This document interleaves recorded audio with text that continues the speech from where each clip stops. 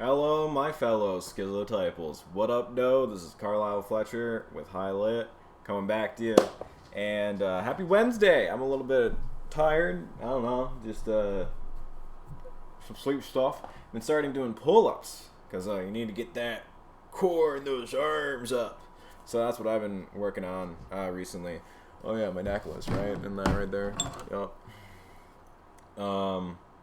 Yeah, and I brushed my hair. Honestly, I fucking hate the way it looks. I don't know about you guys, but for those who have fellow long hair people, my issue with brushing my hair is I feel like it always just looks strange.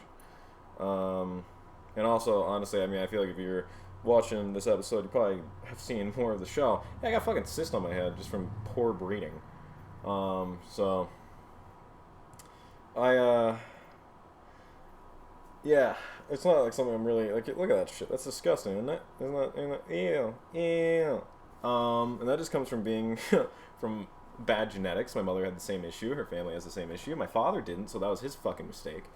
But yeah, that's why I like having a little bit of the bushier hair, because then you don't really brush it over, kind of.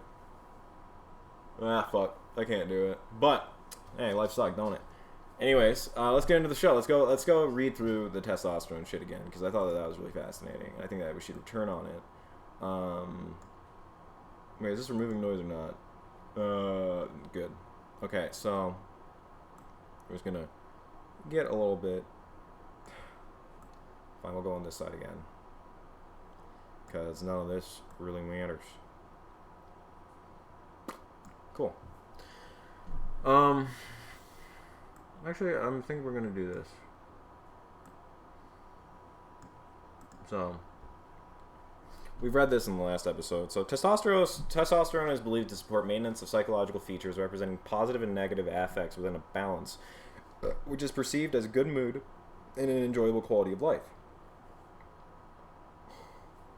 Correspondingly, a deterioration of general good mood and factors involved in the overall quality of life has been described as a complex of symptoms related to male hypogonadism. In older men with age and comorbid related decreased serum testosterone concentrations, a condition named functional or late onset hypogonadism, symptoms such as dysphoria, low vigor and vitality, irritability, lack of assertiveness, and depression are more likely to be present than in eugeneonatal men. In the European Aging Male Study describing a cohort of elderly men, low testosterone levels were found to be associated with features of fatigue and depression. In agreement, men undergoing androgen deprivation therapy for prostate cancer exhibited mood disturbances such as anxiety, fatigue, and lack of vitality. So you can see, like, it's a very interesting relationship. Another thing that we need to clarify, I think everybody who watches this program knows this, or anybody who's like into this program, antisocial does not mean unsocial. Antisocial does not mean asocial. These are distinctly different things. Antisocial is a cluster B personality disorder. Dramatic is what they would call those. So there's the eccentric, the dramatic, and then the anxious. And so when you're looking at antisocial, you're looking at people who have no sense of remorse, people who are risk takers, but not like for adrenaline. It's like they'll risk their lives and those around them, like those lives. Very engaged in like anti-government violent activity. Like that's antisocial. It's not like nervous at parties. Distinctly different person. Somebody who's antisocial could actually be incredibly effective at parties. So in the past, unprovoked aggressive behavior and violence were found to be related to serum testosterone concentrations in humans and animals. Men with physically and verbally aggressive behavior or social dominance had significantly higher serum testosterone compared with non-aggressive subjects. Recently, this is seen in a more complex manner. For example, serum testosterone levels are rather associated with risk-taking behavior and traits of reactive aggression. This effect of testosterone may be more pronounced in men exhibiting an independent self-constructual, which is an individualist view or concept of self. So, overall, testosterone is now understood to drive a general repertoire of motivated behaviors, often subsumed under the concept of dominance behavior. Such concepts refer to the motivation of an individual to achieve or maintain a high social status, which can also be achieved non-aggressively. Thus, testosterone might influence an underlying motive rather than an aggression per se. For instance, rhesus monkeys with high testosterone levels use stares, threats, and displacement rather than overtly aggressive interactions to ascertain high social status. In humans, status is asserted on similar paths, being related to testosterone concentrations, face-to-face interactions by increased duration of staring and speech, as well as body postures displaying supremacy. In addition, acts of so-called heroic or parochial altruism, which is increased prosper generosity and interactions within a group to achieve a personal advantage, seems to be related to testosterone. Hence, testosterone is a multifaceted effector of physiological traits, ranging from general mood to modification of interactions with others. So, something that I think is really important to highlight is that there's this idea that it's like the genders don't understand each other, like particularly, men don't understand women, but also women equally don't understand men. There is this complete just disconnect where people have no interest in learning about people other than themselves. And those who are on the left wing, those who are liberal, will say that this is because of it's like, well, we live in a society where you're normal, so obviously I understand every single facet about you because I live with you, and it's like, well, just because I look like something that you think is something doesn't mean you know everything about. It's literal racism, but they use that as an excuse to maintain a identity narcissism where they only access information based on their in-group. So if that's like a gay woman, a gay black woman, so then they only learn about other gay black women. Black women are now their enemy, women are now their enemy, and straight women and like straights are their enemy. So it's like they create this bubble. Everything else is bad. That's what like a lot of people are doing nowadays because they refuse. It's this really like team-based mentality where they refuse to be pro-social. They refuse to unify. They refuse to be part of a team. Where it's like, yo, I might be a straight white dude.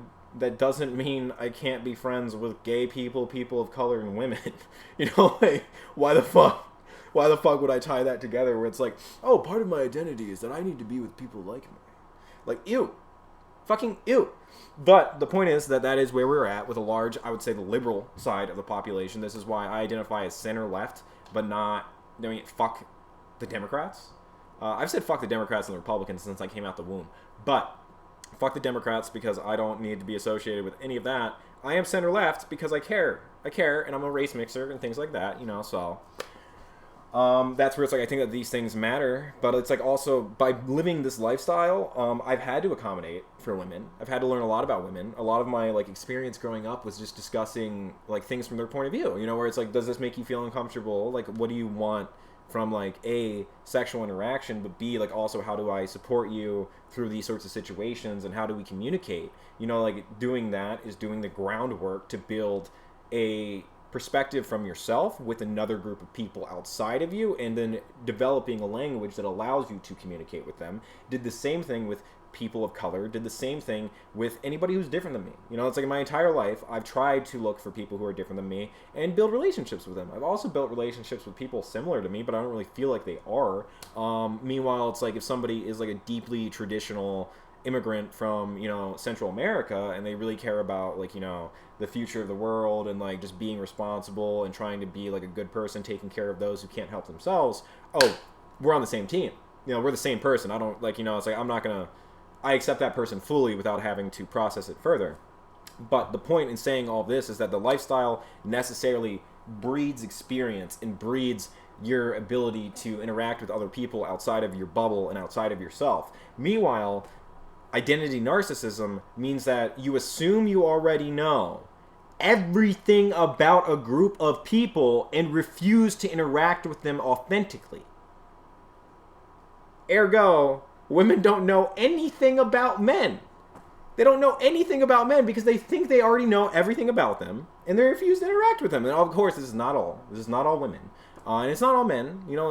Whatever. We're talking in generalities, but something I've noticed over and over and over and over and over again is that these people refuse to learn about each other, and then they like just blame all of the friction on the other side, where it's like, yo, you have to, as a man, make a space in your life for the feminine, where it's like, this is the paternal testosterone, pro-social behavior, where you're making a space to protect and you're making it possible for the feminine to exist.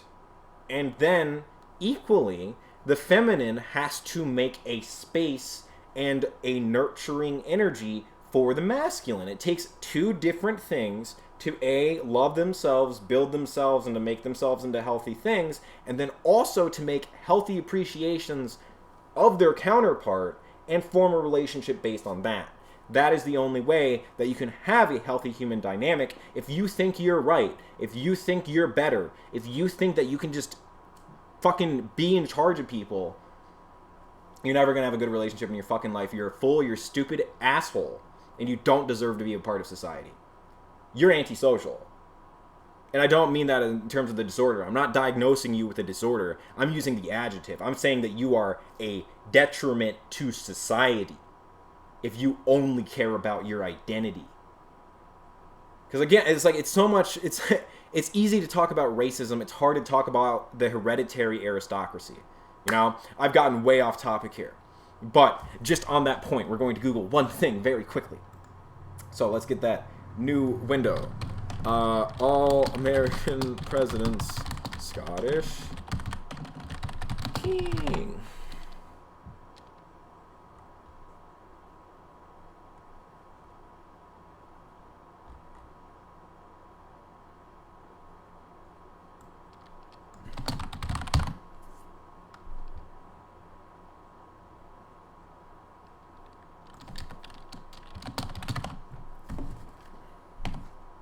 Alright, I don't got anything. So a 12-year-old found a discovery that 42 of the 43 presidents were related to King John of England.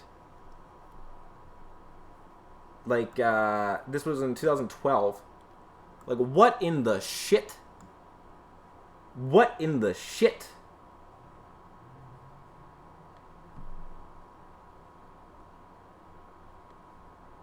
Alright, he did sign the Magna Carta, which is cool. Yeah, it's cool. But, like, okay, he signed the Magna Carta, but, okay, so Martin Van Buren. Nice. The Dutch saved us. But the King of England never gave us up. They're all the King of England. They're all related to him. And, like, the Magna Carta was the English people trying to limit the governmental power of their king, and now that motherfucker won't even leave us alone in our goddamn colony because he's bred into every one of our fucking presidents. Huh? Alright, I really lost the fucking thread, but that's weird.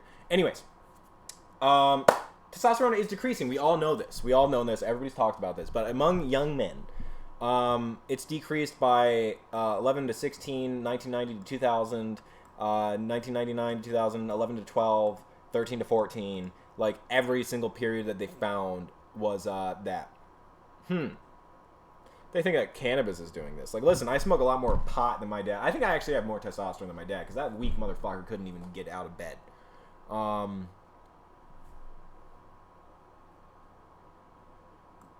Ooh.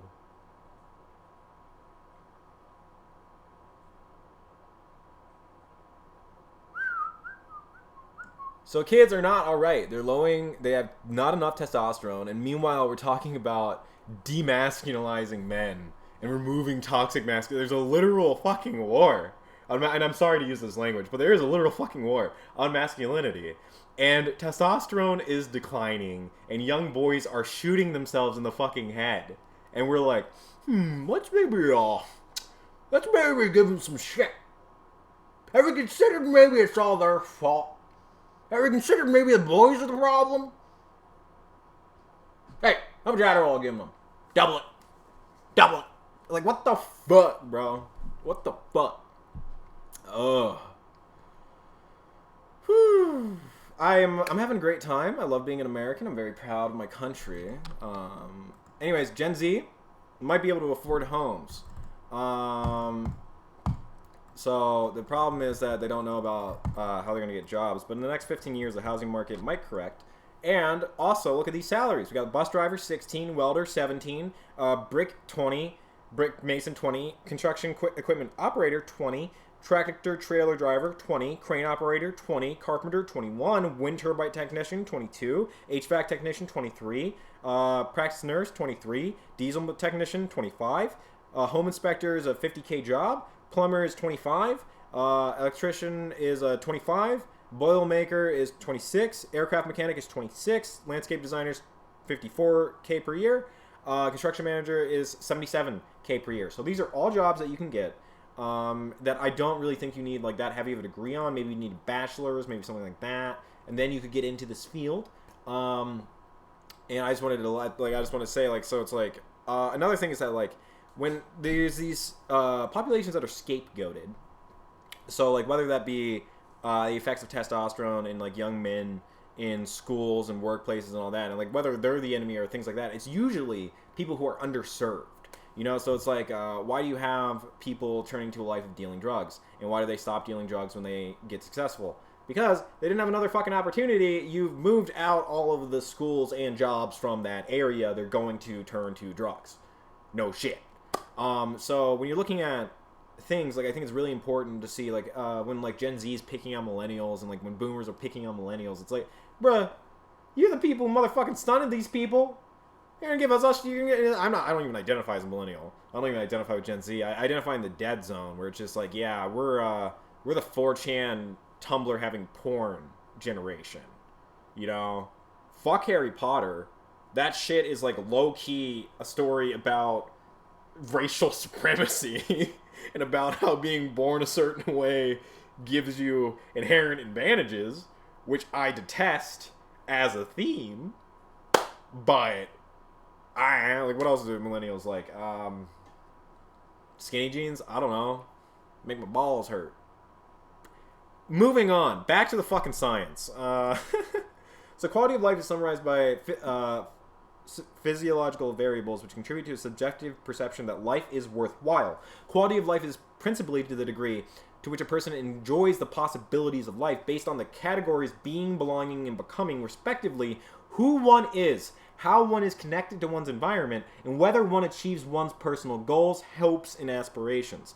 Thus, quality of life is a multidimensional construct comprising the individual's physical, mental, and social well-being, each including both cognitive and emotional components. Items contributing to the impression of quality of life are the ability to perceive enjoyment of life in balance with perceived stress, a general motivation in life, as well as an overall work performance, self-confidence, and the ability to focus. The subjective energy in life and the ability to cope. This also includes, in most men, parameters of sexual nature. The latter are always considered within another article of this issue, but always, but self-belief, feeling like a part of social fabric, being able to handle emotions, being able to be a healthy, well-adapted societal builder is testosterone. You can't just be like some fucking asshole 22-year-old girl with like a fucking pixie cut that like beats your boyfriends even though you say you're a lesbian and you have all these boyfriends that you just collect money from. And you're just like, and you just beat them and you're like, it's probably because I have high testosterone. It's probably because I'm masculine. No, you're fucking bully. You're fucking abusive. You should like low-key be fucking locked up. But because of the way that the American prison system works, because you're a woman abusing men, it doesn't fucking matter. Beat him away, stab him away, all that shit. It doesn't like I just being. So let me tell you, the white folk in Detroit are right. If you look into these communities and you look into the adult BDSM community, holy shit, bro.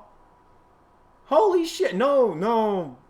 I'm not naming names. I'm not calling anybody out. I'm just saying like, bro. It's like just being an American, looking at the dating pool, looking how people treat each other. So sick. So sick. The reason why I feel more comfortable, the reason why I've been much more like, and I don't like thinking about race, but the reason why it's been so much closer starting a family with a woman of Hispanic descent, or a woman of African American descent, or a woman of Indian descent. The reason why these are so much more likely is because they have a respect for men. They know what a boy is. They know that about the process of a boy becoming a man. And so these are the people that always welcomed me as somebody who was very struggling, like who struggled a lot in life. My parents didn't give me a lot of attention. Nobody really like helped form me into a functional human being. So it was like those communities that just saw me as like, oh, you're just growing up. You know, meanwhile in the white community, it's like, where's your money? Where's your daddy's money? What are you doing? You know, it's like it's always just this picking at this fucking, you know. It's fucking stressful, dude. It's stressful being a center-left person who always has to listen to people who don't fucking read, who don't research this shit. And you just say this terrible stuff. Like, also, the fucking anarchist flag. Oh, yeah. Yeah. Yeah, love that. Love that. Doesn't look like anything the fuck else. Okay. So a meta-analysis on testosterone replacement therapy in hypogonadal men versus placebo evaluated 23 random control trials involving 3,090 participants. Compared with placebo, treatment with TRT significantly improved quality of life. The effect was largely attenuated in men with symptoms of depression, obesity, etc. Another meta-analysis evaluated 16 trials with tons of 944 subjects. An overall positive impact of TRT on general mood was seen with an effect size which was age-dependent. A subgroup of men less than 60 years exhibited an effect size of 5.2, while the effect size was not statistically significant in men older than 60 years.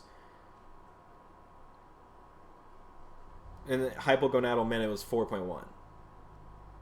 Corresponding results regarding the factor to general energy were seen in a randomized, multicentral, double-blinded placebo control 16-week study of 715 hypogonadal symptomatic men receiving placebo or a topical testosterone solution for TRT. Patient reported improvements in general energy using the Patient Global Impression Questionnaire showed a significant effect of TRT. Age less than 45 and lower baseline testosterone levels had a significant influence on a more pronounced outcome of TRT. In addition, men with forms of classical hypogonadism had a larger benefit from TRT than men with functional hypogonadism.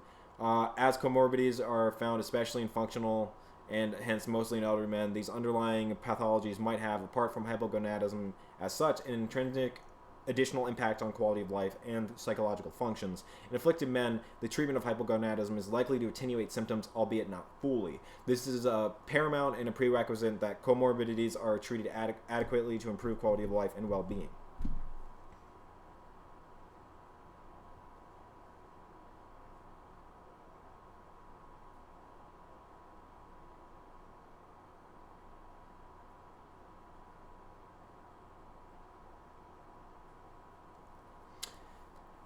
There was a marked improvement in men receiving TRT who were not depressed.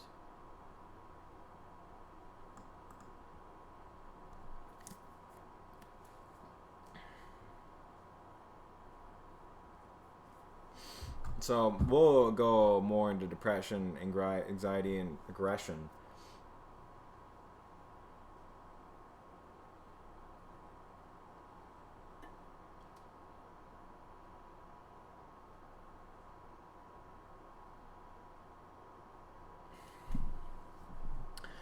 So we'll finish it off with aggression. Testosterone is often described as a pivotal moderation of aggression. There's evidence by castration and replacement experiments in animals that testosterone can drive aggression. Regarding humans, the testosterone/aggression complex is most likely not static, but rather fluctuates in response to cues of challenge and originating from the environment. Such challenge-induced fluctuations may strongly regulate situation-specific aggressive behavior. In meta-analysis, baseline testosterone levels are weakly associated with aggression. 0.07, not even 0.7, 0.07. Also, increments of testosterone concentrations are positively associated with aggression. In a placebo-controlled double-blind crossover study using intramuscular injections of testosterone, 28 eugenital men were randomized into one of two treatments: active receiving washout, placebo. So placebo and then washout. So, no significant effects on tension, anxiety, depression detection, vigor, anxiety, or confusion, bewilderment. Interactions of effects can be described for a testosterone-related increase in anger, hostility, and verbal, but not physical aggression, and a reduction in fatigue, inertia. In response to aggressive provocations, direct aggressions increased testosterone dependently, while irritability and assertiveness were not affected. Measures of self-esteem increased as well. The study has the limitation of treating eugenital men with a single injection of testosterone, thus facilitating a change of testosterone levels that is rather subtle compared to baseline. And again, what I'm coming at here, what I'm seeing, because again, like, I am a entertainer, you know, I'm going off my intuition here. But what I'm seeing is the women not understanding how men communicate. Because, like, again, if I'm speaking to, like, when I call you a baby boy, yeah, I'll be really nice. Yeah, I'll be really patient. What do you have to say? You know? But when I'm dealing with somebody I respect as an equal, when I'm dealing with a fellow man, yeah, we're yelling. Yeah, we're going at it. We're just bop, bop, bop, bop, bop, bop, bop, bop, bop. Yeah, I respect you, you know, because we're drilling out ideas. We're trying to, like, really get something done. We're trying to work, dude, you know? So it's like there's nothing personal there. There's just firing off volleys and just working it out. And those are the people I feel most comfortable with. Those are the people that I bond the best with as somebody who's just like, you know, it's like I like being productive. I like getting stuff done. I want to be able to have that push and pull. And I see that it's like, that's not really aggression because it doesn't translate to physical aggression. It doesn't translate to a threat. It doesn't translate to attacking people. You know, it's just this heated, argumentative, conversational style that I think is just not understood by a more feminized society in which female or feminine attributes are seen as a virtue and masculinity is seen as evil. But that's not even really what we live in. What we live in is that masculinity as expressed by men is evil, masculinity as expressed by women is good, yet I also don't think that they understand what masculinity is. So, just trying to go through this because it's like, holy fuck. I feel like we just need to deconstruct so much of the conversation about testosterone and about masculinity because I'm sick of people who know nothing telling me about my own fucking life. And I'm sure you are too. Anyways, this is Lermontov, meditation.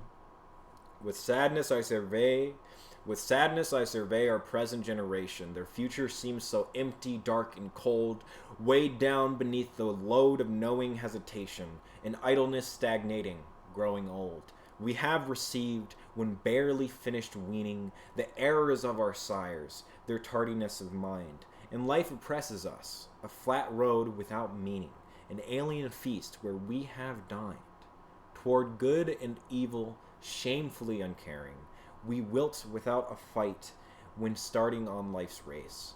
When danger threaten us, ignoble want of daring, before those set on high, despicable and base. A wizened fruit grows right before its hour, no pleasure to the eye, and no delight to taste. An orphan stranger there, he hangs beside the flower. The time of its full bloom is his to fall and waste.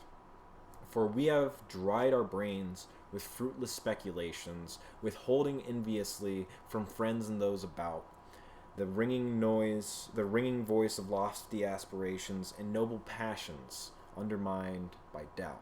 Our lips have barely brushed the cup of delectation, but youthful strength we did not thus retain. From every joy we found, in fear of saturation, we took the best and never came again.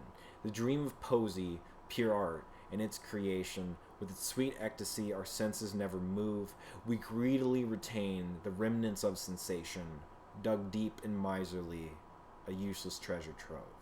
And we both love and hate by chance without conviction. We make no sacrifice for malice or for good. There reigns within our souls a kind of chill construction whenever the flame ignites the blood. The pastimes of our sires we think a boring story, their guileless, boyish dissipations unrefined.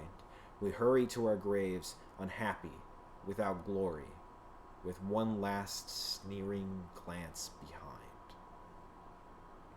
A gloomy throng are we, condemned and soon forgotten.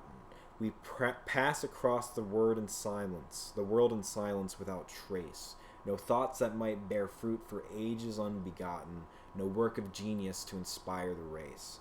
Our ashes will receive a harsh and just portrayal. Posterity will sneer with skillful or inscorned verse, a curse of bitterness from sons of their betrayal, by their own father's spendthrift purse.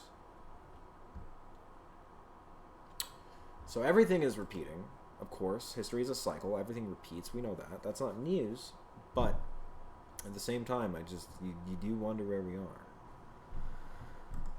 I go out on the road alone. So, okay, I'll talk about it a little bit more, because I don't need to just leave a poem with you. But, so, Lermontov, I think, is all of the Russians, I think, are very important people to study, because I think that they essentially got all of us. The American and the Russian are the same. Maybe the American, the Russian, and the Chinese are the same. Maybe everybody's the same. Oh no! But as somebody who's deeply studied in Russian literature and who is a hereditary American, yeah, that's all the same fucking themes. It's everything that everybody's beating over my fucking head. But we're gonna go back to testosterone later and talk about sobornost because well, actually, let's just look that up. New window. Sobornost.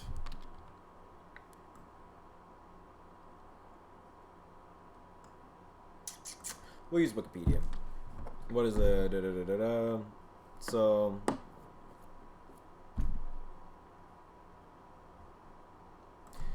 Doesn't, like, fucking Nabokov have a definition or some shit? Burpee burp.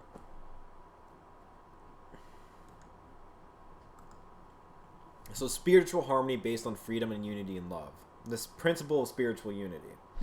And I don't like that definition at all. It's an untranslatable word.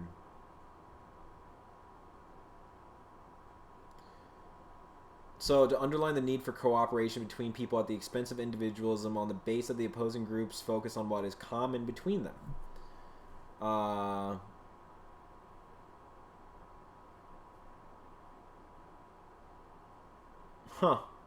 They're Hegel and Aristotle fans. Oh no.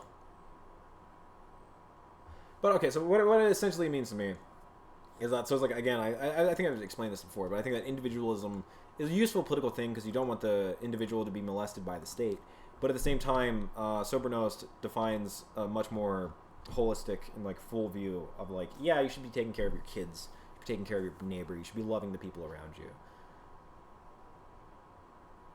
And that's where it's like, so we're gonna review this later because we're still, well, fuck it, we'll just read it.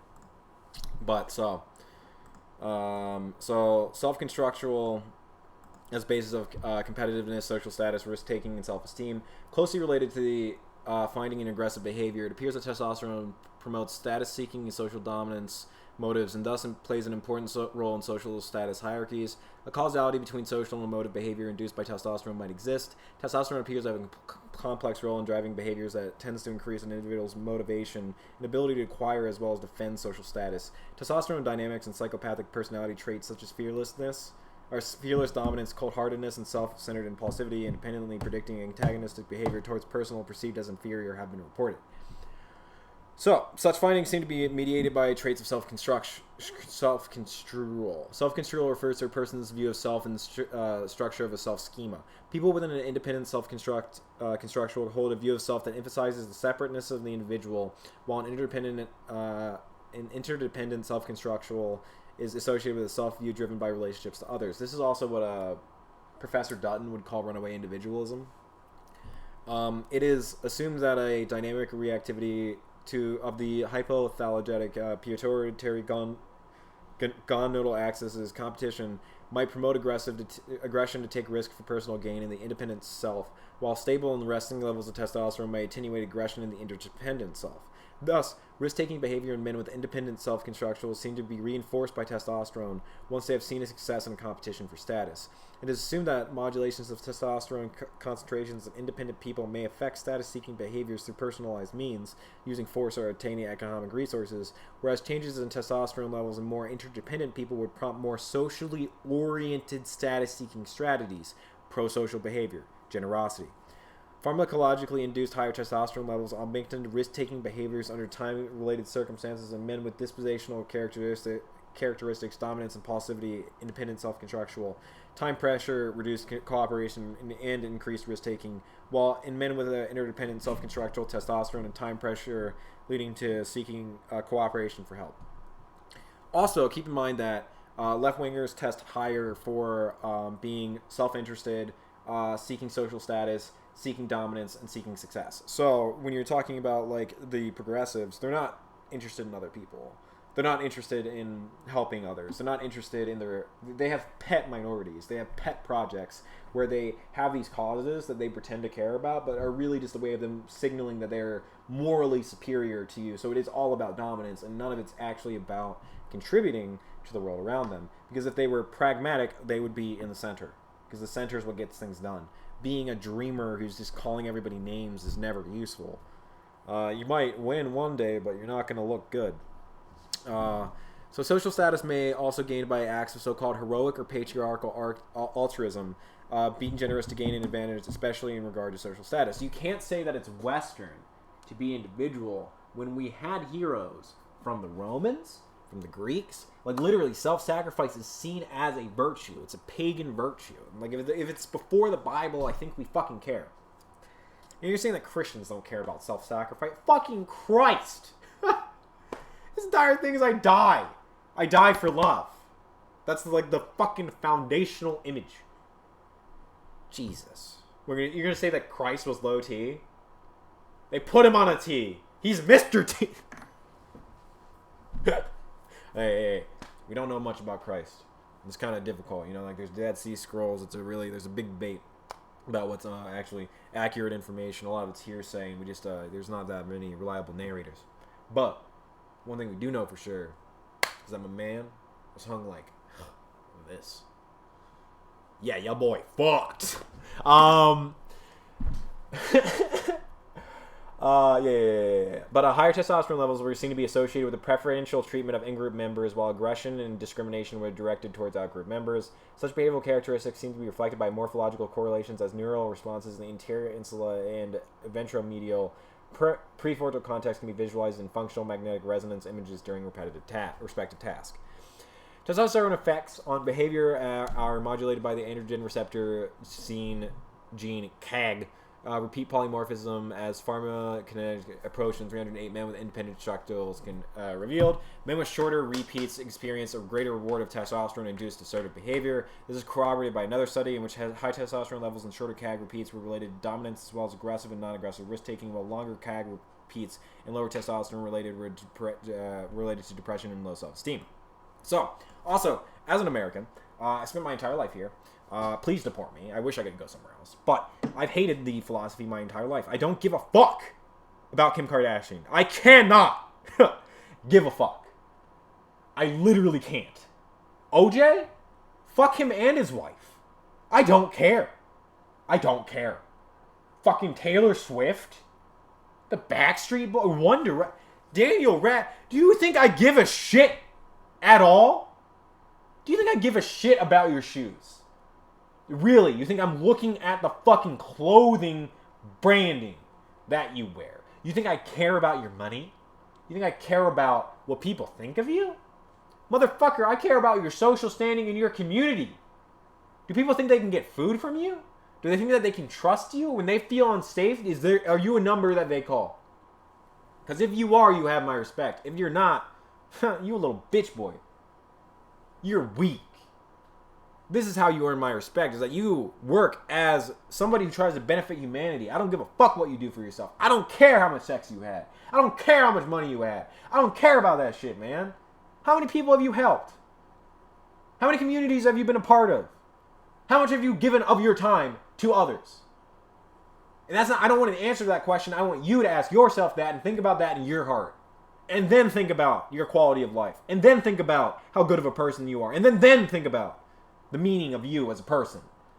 Because if it's all about you, interesting.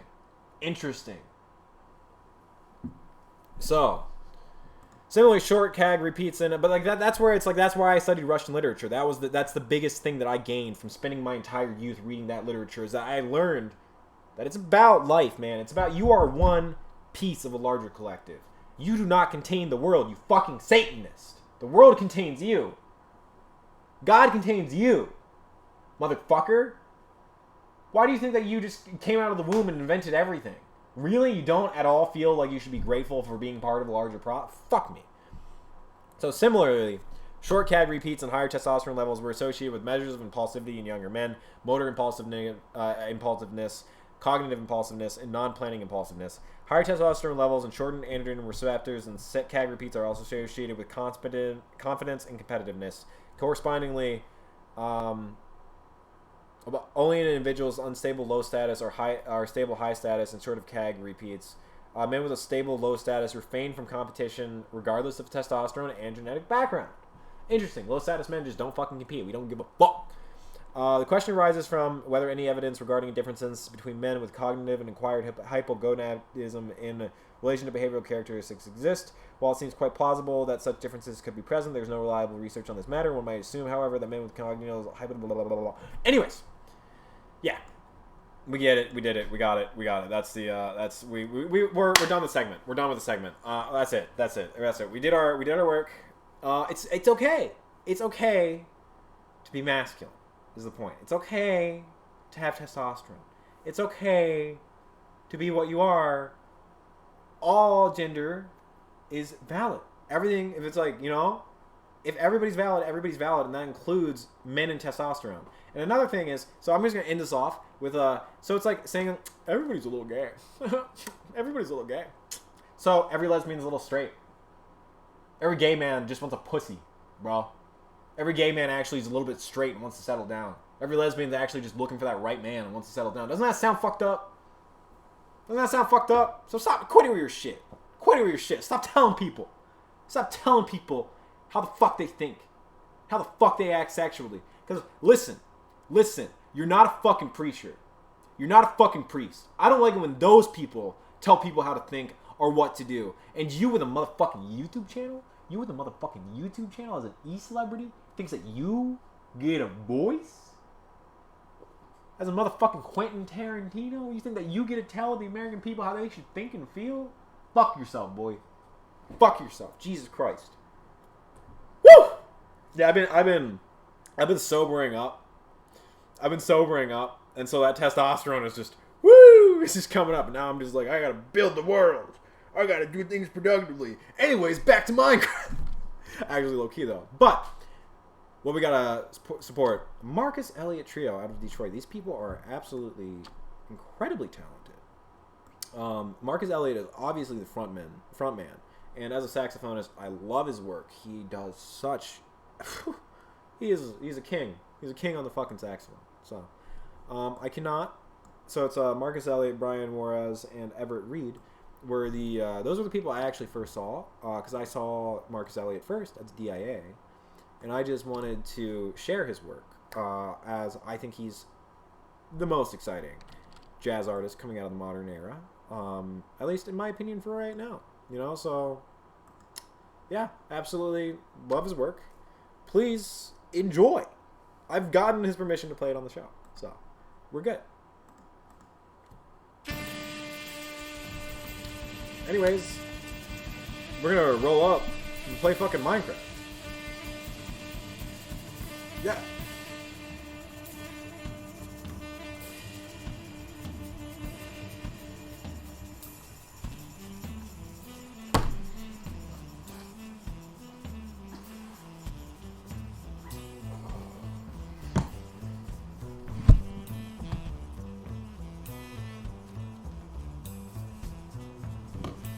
I'd also like to trademark the insult Biden Barbie.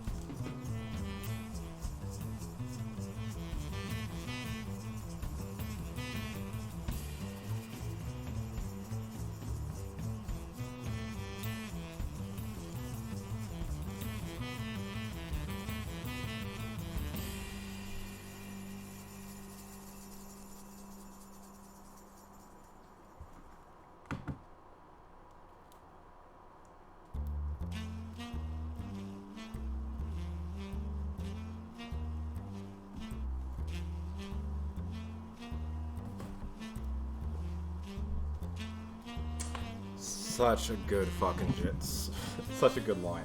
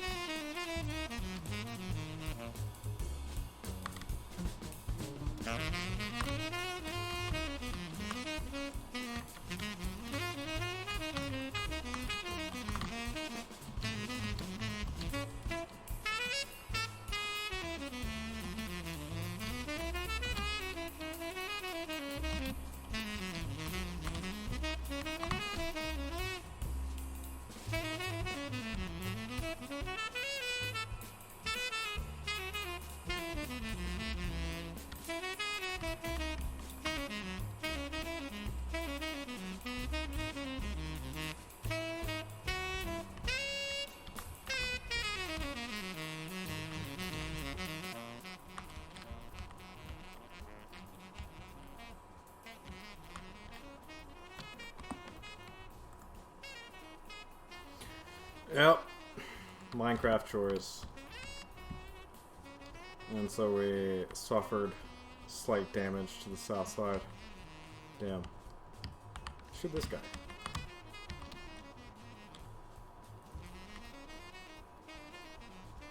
Bruh.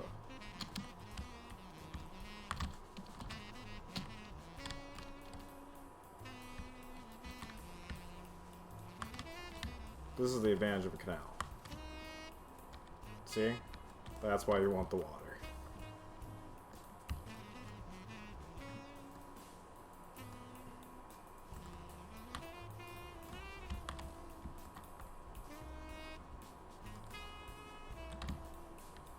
Motherfucker. Burn. Okay. You chill there.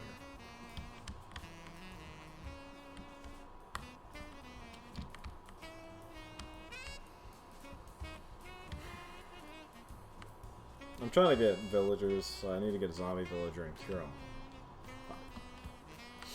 That's just what's going on in Tree Brick.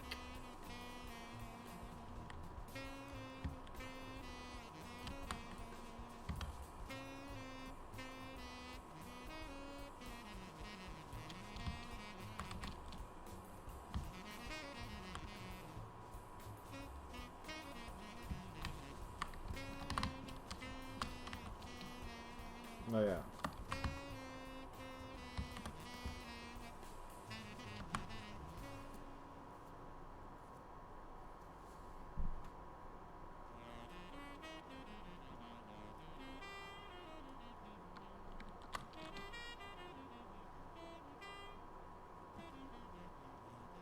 Are you fucking kidding me?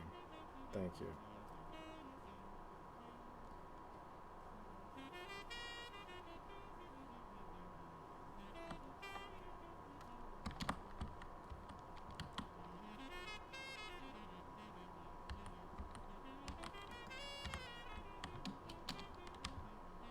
Got a brewing stand now.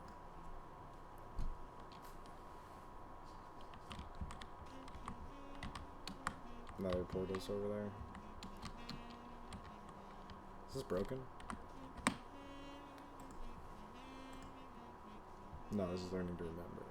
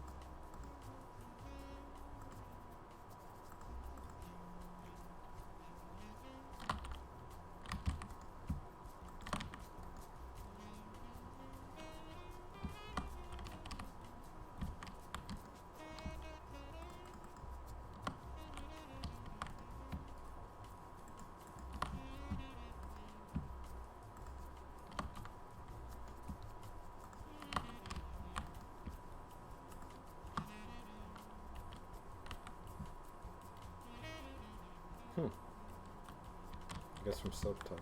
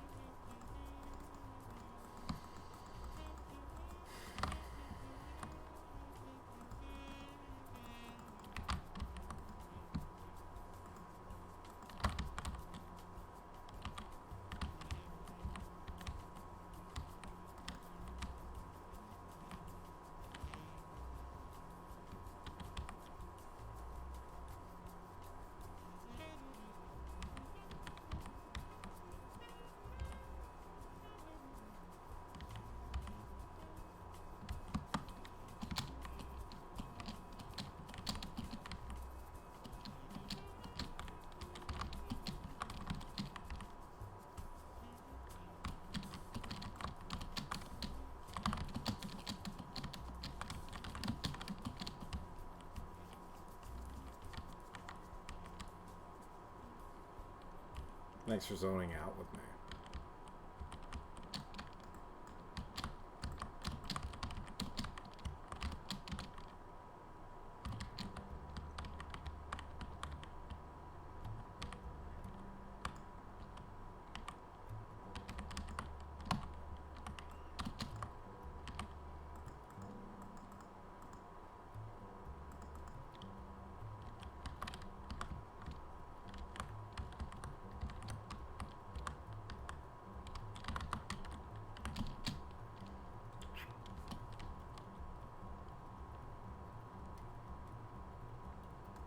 Yeah, that felt good.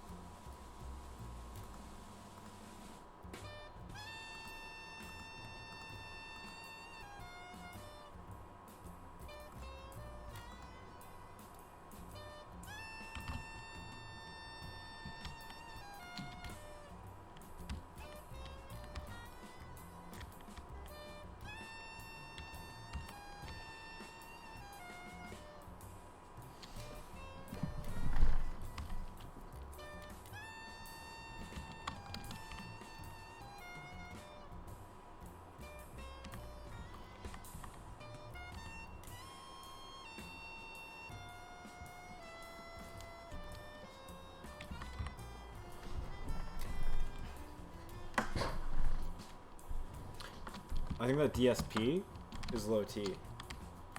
I think that's the archetypical low T male. Is dark side Phil. That's my QED. Okay. Okay. Let's try this out. Okay. Okay. What do I got on this side? Nothing. Okay. I got this on this side. Okay. So can we... Damn. Fuck. Can I... No? Okay. I did snipe that though. Okay. Nope. Fuck.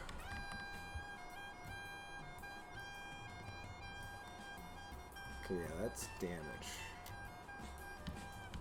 Might have to, like... There's not any, like, above me, or, like, any more convenient any place? No, just pigment? Oof. Oh, there you are.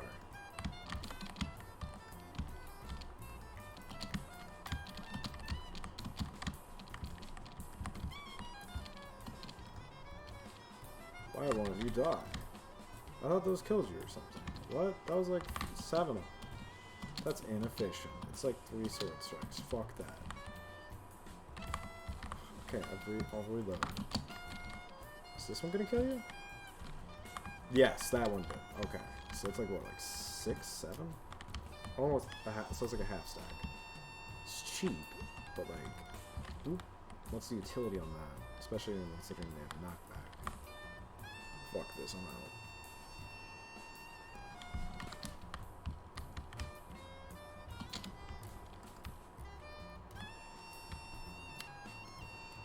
I need to get weather nether wards and shit, but it's fucking crazy that my portal right into a fortress. I wonder if that's common with the ones that spawn, is that they're in like interesting locations. I figured it's just cheaper to do that than get all the obsidian. So.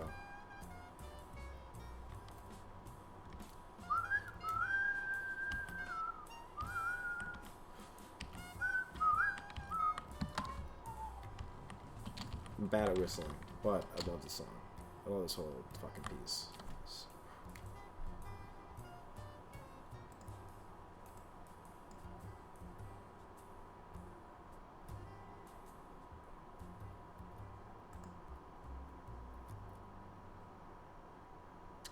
And I think that that is a good place to pause it. because we went to the Nether, we hung out, we listened to Marcus Elliot. It was a great time. I had a great time. I hope you had a great time. That's the updates on tree breaking, surrounding area, good enough. That's like, you know, we've already walked through all that. That's the Nether. I don't know. We give a fuck about the Minecraft. That's what's going on with the Minecraft. It is kind of just like ambient footage to have while showing off music. The next 10 minutes will, the final 10 minutes of that piece will be on the show. I just figured we'll save it because we're already at hour 7. So, Marcus Elliot, going to be a regular feature. Love his content. Please check him out. Cannot recommend him enough. Anyways, that is it for the show.